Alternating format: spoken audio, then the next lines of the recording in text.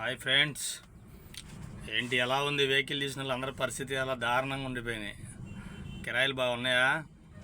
వర్షాలు స్టార్ట్ అయిపోయినాయి, కిరాయిలు అయితే లేవు, చాలా ఇబ్బందిగా ఉంది.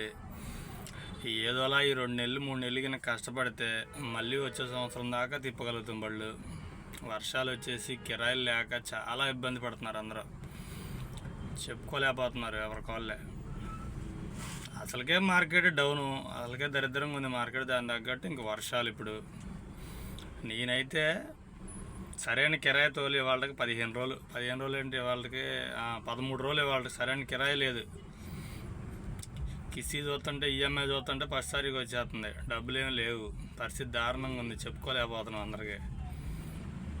మరి ఇంకా అందరి పరిస్థితి ఎలా ఉందో అర్థం కావట్లా. మా పరిస్థితి అయితే మా స్టాండ్లో ఫైనాన్స్ ఉన్న వాళ్ళు అందరి పరిస్థితి ఇలానే ఉంది, చాలా ఇబ్బందిగా ఉన్నారు ఫ్రెండ్స్. కొంచెం వెహికల్స్ ఏదో రకంగా అప్పో ఏదో ఒకటి చేసి 2 నెలలు కట్టుకోండి, తర్వాత బాగానే ఉంటుంది. మళ్ళీ సెప్టెంబర్ అక్టోబర్ నుంచి మళ్ళీ మార్కెట్ బాగానే ఉంటుంది.